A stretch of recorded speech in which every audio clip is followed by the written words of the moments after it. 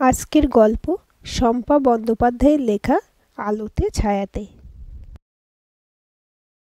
কমসে কম 7 বার ফোন করল। কলার টিউনে বিশ্রীভাবে বেজে উঠছে, আঁখ মারে ও লেরকি আঁখ মারে, তেরি মা কি আঁখ। রাগের চোটে আমু দাঁতে দাঁত চেপে উচ্চারণ করলো, করেই জিভ কাটল। এই ওয়েব সিরিজগুলো দেখে দেখে এই হয়েছে, সব সময় মুখে খিস্তি চলে আসে। কিন্তু টুকটুক ফোন না ধরে ওকে আরও অসহায় অবস্থায় ফেলে দিল। কি করবে, কোথায় খুঁজবে এখন? টুকটুক এখন ওর প্রিয় ছাত্র, যদিও ছাত্রাবস্থা বহু আগেই বিগত। পড়াশোনা করতো না কোনো কালেই, এখন একটা টোটো চালায়। অমৃতাই টোটো কিনে দিয়েছে। তার পেছনে একটা গল্প আছে। বেকার ঘুরে বেড়াচ্ছিল। একদিন স্কুল যাওয়ার পথে আমু একটাও রিক্সা টোটো কিছুই না পেয়ে হন্য হয়ে একবার রাস্তার এদিক একবার ওদিক দেখছে। মোড়ের মাথায় পান গুমটির সামনে দাঁড়িয়ে ছেলেটা তখন দাঁতের ফাঁকে আটকে থাকা গত রাত্রির খাওয়া চিকেন বার করছিল দেশলাই কাঠের মাথা দিয়ে। দেখছিল আমুকে, চেনে এপারেরই মেয়ে আমু। পরে স্কুলে ঢুকলো চাকরি পেয়ে। আমুকে খুব ভয় পেত। স্কুলে শুধু ওর কানটাই যে কেন এত মোলায়েম লাগতো আমুর, সে টুকটুক জানে না, কিন্তু খুব মলতো যখন তখন। সেই স্কুল থেকে একদিন কোনো রকমে হুমড়ি খেয়ে পড়তে পড়তেও মাধ্যমিক পাশ করে টুকটুক বেরিয়ে গেল, আর মুখও হয়নি। সেই আমু পাড়ার দিদি হলো ক্রাশ ছিল টুকটুকেরও। সেই ক্রাশের কাছে ক্লাসে কানমলা খেয়ে খুব অপমানিত বোধ করেছিল। তাই সেদিন যখন আমু হন্য হয়ে রিক্সা টোটো খুঁজছিল, মোড়ে দাঁড়িয়ে ওর অসহায় অবস্থাটা বেশ উপভোগ করছিল টুকটুক। অনেকক্ষণ পরে দাঁত খোঁটা বন্ধ করে এগিয়ে এসেছিল। দিদি, কিছু হেল্প করতে পারি? দেখ না, কিছুই পাচ্ছি না, স্কুলে পৌঁছতে দেরি হয়ে যাবে। দাঁত খুঁটছিস কেন বিশ্রীভাবে? বলে আমু বিরক্ত দেখালো। এমন উদ্দেশ্যহীন ঘুরে বেড়ানো, জীবনকে বুড়ো আঙুল দেখানো ছেলেগুলোকে খুব বিরক্তি লাগে আমুর। দাঁড়াও, দেখছি কি করা যায়। তুই কি করবি? মাছি তাড়ানোর মতো করে ওকে উড়িয়ে আমু আরও দুটো টোটোকে জিজ্ঞেস করলো। গ্রাহ্যই করলো না ড্রাইভারগুলো। আমু শুধু ঘড়ি দেখছে বারবার। আজ হলোটা কিরে বাবা? আজকে দেরি হওয়া মানেই ওই বিশ্রী হুমদো মামদোটা বসে লেট মার্ক দেবে। মায়ের চেয়ে মাসির দরদ বেশি। বর্দি কেন যে বাইরের উটকো একটা লোককে এত প্রশ্রয় দেয়? অন্য স্কুলে কি কমিটি নেই, নাকি প্রেসিডেন্ট নেই? বিরক্তিতে টেনশনে ঘামতে লাগলো। হঠাৎ দিদি উঠে এসো বলে ডাক দিল টুকটুক। আমু টোটোতে উঠতে উঠতে হাজার প্রশ্ন করেই যাচ্ছে। তুই কোত্থেকে টোটো পেলি? টোটো চালাতে পারিস? কিনেছিস? ইত্যাদি। টুকটুক ভিড় কাটিয়ে দক্ষ হাতে টোটো চালিয়ে যখন স্কুলে পৌঁছে দিল, আমু সামান্য লেট হলো ঘাম দিয়ে জ্বর ছাড়ল। এবং ততক্ষণে আমু বুঝেও গেল টুকটুক একদম ফালতু ছেলে নয়, ওর নিজস্ব কিছু প্রতিভা আছে। না হলে কার থেকে টোটো ধার করে ওকে স্কুলে পৌঁছে দিল সময়? এটা করার জন্য ওর মধ্যে একটা উদ্যম খুঁজে পেল। সেই উদ্যম যাতে মাঠে মারা না যায়, তাই টুকটুককে একটা টোটো কিনে দিয়েছে। আমু যখন যেখানে যায় ওকে সময় দিতে হবে, স্কুল থেকে আনা নেওয়া করতে হবে। বাকি সময় টুকটুক যা আয় করে সে টুকটুকের।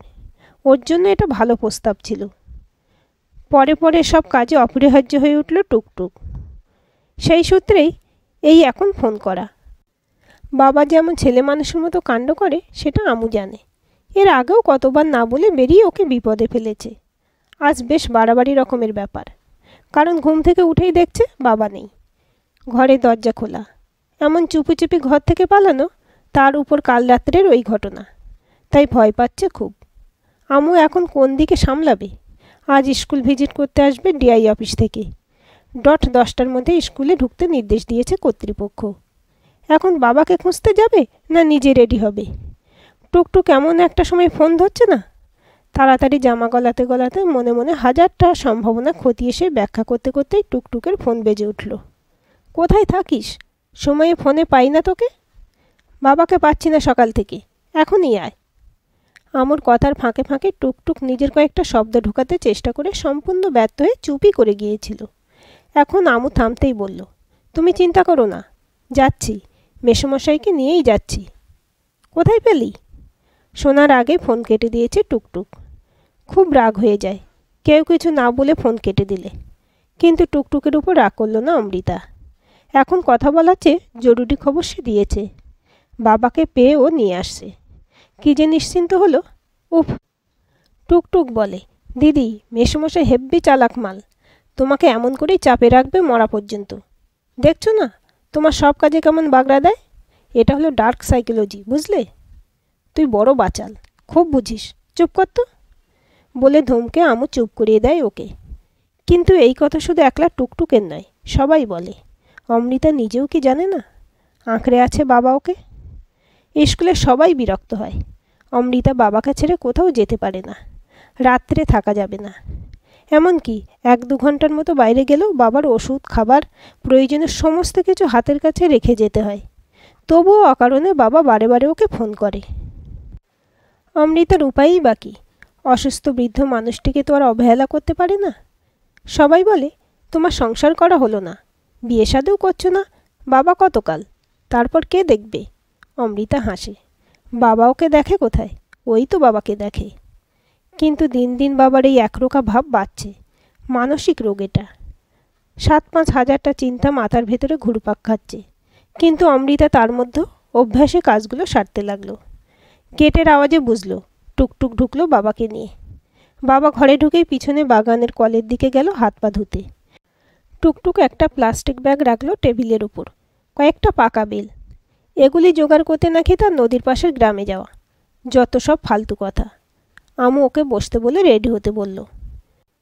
স্কুল বেরোনোর সময় হয়ে গেছে।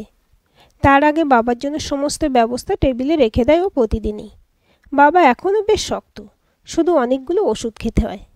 অমৃতার জন্য প্রথম দিকে অনেকবার অনেক ভালো ভালো সম্বন্ধ নিয়ে আসতো অনেকেই। 2-1টা ক্ষেত্রে ওর পছন্দ ছিল বেশ। কথা অনেক দূরে গেলেও শেষ পর্যন্ত ভেঙে যেত, কারণ সবই বুঝতো অমৃতা। ইদানিং সন্দীপের সাথে একটা সম্পর্ক গড়ে উঠেছে তার। স্থানীয় কলেজে পড়ায় সন্দীপ, বাড়ি সিউড়িতে।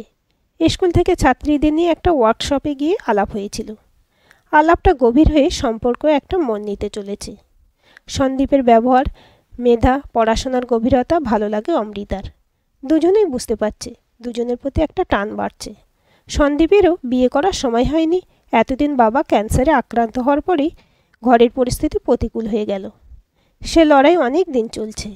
নিঃস্ব হয়ে গেল চিকিৎসার খরচে, তবু বাবাকে বাঁচিয়ে রাখতে পারল না। তারপর হঠাৎ একলা হয়ে যাওয়া, মাকে নিয়ে পড়েছিল সমস্যায়। এখন পরিস্থিতি অনেকটা ঠিক হয়েছে। তখনই অমৃতার সাথে ওর দেখা। সেই কবে থেকে আমুর বিয়ের জন্য সম্বন্ধ দেখা চলছে, কিন্তু পরিণতির দিকে এগোলো না একটাও। বয়সটা বেড়ে 40-এর কোটা ছুঁয়ে ফেলেছে। আগে এত কিছু ভাবতো না। বাবা দেখাশোনা, ঘরদোরের প্রয়োজন মিটিয়ে স্কুল করে এতই ক্লান্ত যে ভাবা বন্ধ করে দিয়েছে।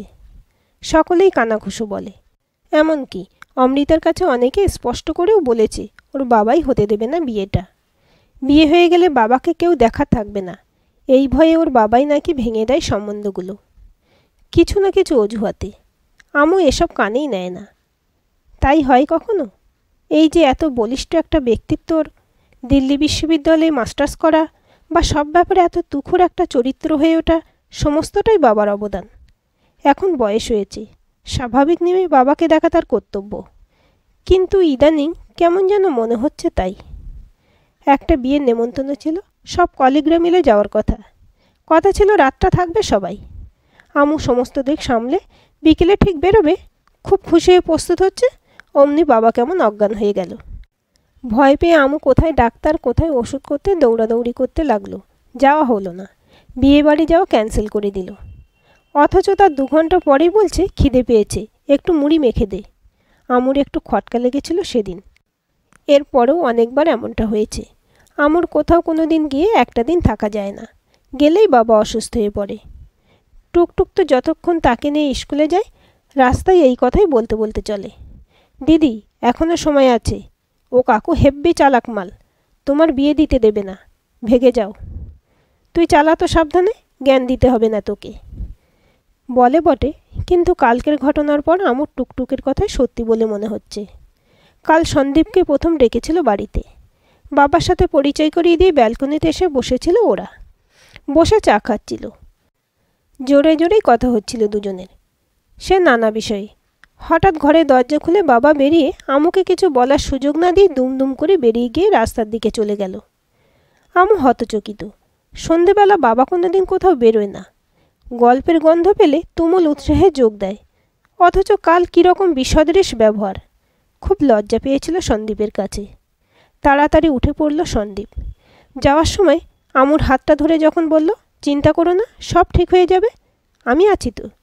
হুড়মুড় করে চোখের জল বাঁধ ভাঙল। ও বেরিয়ে যেতেই বাবা ফিরে এসে আমুকে বলে, ব্যালকনিতে বসে এত জোরে জোরে কথা বলিস, এটা বেলেল্লাপনা। কে কোথাকারকে একটা উটকো ছেলে, একেবারে ঘর পর্যন্ত নিয়ে চলে এসেছিস। আমু হাঁ করে দেখে, এই বাবা তার? এত শিক্ষিত অমায়িক একটা হাসিখুশি মানুষ। বাবা, ও কলেজে পড়ায়। শুধু এটুকুই বলতে পেরেছিল আমু। কান্না লুকোতে ঘরে ঢুকে গেছিল।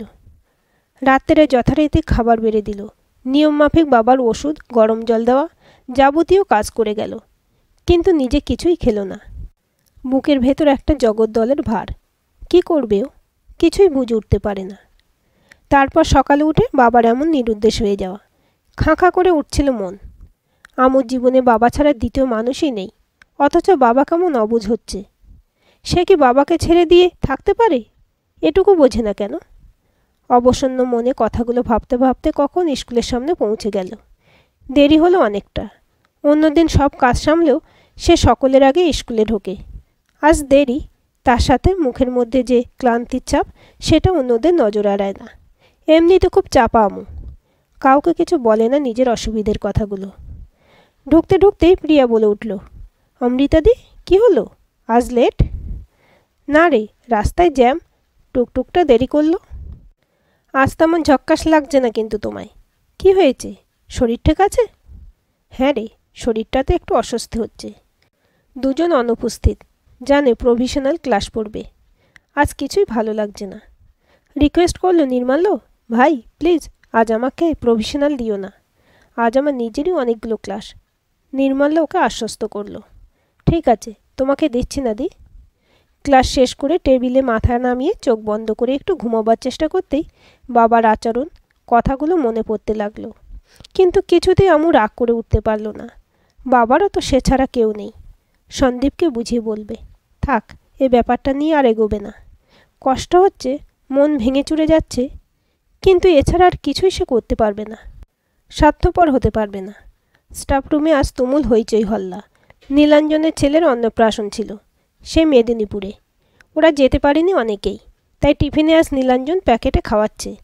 আমুর উৎসাহ না থাকলেও সকলের সাথে সামিল হতেই হলো। বৃষ্টির দেখা নেই, ঘেমে নেই একসা। তার সাথে ওর যে মুড অফ, সকলেই সেটা বুঝতে পারছে। এত বছর এতটা সময় ওরা স্কুলে একসাথে কাটায়, সকলেই সকলের ধাত বুঝে গেছে। আমু খুব রিজার্ভ, অবসর সময় গল্পের বই অথবা কোনো সিরিজ দেখে কাটায়। তবু আড্ডা গল্পে অংশ নেয়। ওর হাসি খুশি মিষ্টি মুখটা আর ব্যবহারের জন্য পছন্দ করে সবাই। তাই আজকে যে শ্রাবণের মেঘ হয়ে আছে মুখটা, সেটাও ওদের চোখে ধরা পড়েছে। কিন্তু খুব জোর করে না কেউ কিছু বলার জন্য। বুঝে নেয় একলা মেয়ে কত দিক সামলায়, বাবাকে নিয়ে চিন্তায় থাকে, তাই ওকে ঘাঁটায় না। 4:30টায় ছুটি। টুকটুক এসে দাঁড়িয়ে থাকে নির্দিষ্ট সময়ে। সারা রাস্তা বকবক করতে করতে যায় ছেলেটা। আজকেও বকবক করছে। সে একলাই যায়। কত প্যাসেঞ্জার হাত দেখিয়ে থামতে বললেও টুকটুক থামে না। আমু বলে উঠেই নে না, কিন্তু দিদির সাথে কোনো প্যাসেঞ্জার সে তুলবে না। ছেলেটার এই সততা আর অভিভাবকত্ব আমুর ভারী পছন্দ। মুড এখনও ঠিক হয়নি। জোর করে হেসে আমু বলে, কোথায় অফ দেখলি, ফুল অন। টুকটুকের বকবকের উত্তর দিতে দিতেই ঠিক করে নেয় বাড়ি গিয়ে ফ্রেশ হয়ে সন্দীপকে ফোন করবে। বাবাকে কষ্ট দিয়ে সে কিছুই করবে না। ক্লান্তিতে একটু চোখ বুজে এসেছিল। কখন বাড়ির কাছে পৌঁছে গেছে। বর্ষাকাল, বৃষ্টি নেই, তবু মাধবীলতা এখনও বাউন্ডারি দেওয়ালে রং মেলছে। গন্ধ নাকে যেতেই চোখ খোলে। ওহো, এসে পড়েছি, যা তাহলে তুই। টুকটুককে হাত দেখিয়ে নেমে গেটে তালা খুলতে গিয়ে দেখে তালা খোলা। ভয়ে বুকের ভেতর ছ্যাঁত করে ওঠে। বাবা আবার। ঘরের ভেতর থেকে কাদের জোর হাসির আওয়াজ আসছে। দরজা খোলাই, একটু চাপেই খুলে গেল। দরজা খুলতেই চমকে ওঠে। ভীষণ অবাক হয়ে দেখে দুজনে 2 কাপ চা নিয়ে ডাইনিং টেবিলে মুখোমুখি বসে হো হো করে হাসছে সন্দীপ আর বাবা। কিছু একটা বুঝিয়ে যাচ্ছে ওকে। একটা অনেক অনেক দীর্ঘশ্বাস বেরিয়ে এসে অমৃতার বুকের ভেতর হালকা করে দিল। হাসতে হাসতেই বলে, কি ব্যাপার তোমাদের? বলে একমুখ তৃপ্তির হাসি নিয়ে বাবার দিকে তাকিয়ে এতদিন আবার একবার সেই কথাটার মর্ম অনুধাবন করে অমৃতা। মা চলে যাওয়ার পর সেই যেদিন বাবা বলেছিলেন, আমু আজ থেকে তোর মায়ের ৮০ ভাগটাই আমি, আর ২০ ভাগ তোর বাবারটা মিশিয়ে একসাথে তোর হাত ধরে থাকবো। আজকের এই গল্পটি আপনাদের কেমন লাগলো কমেন্ট করে জানাবেন। ভালো লাগলে অবশ্যই একটা লাইক দেবেন আর চ্যানেলটি সাবস্ক্রাইব করে সাথে থাকবেন।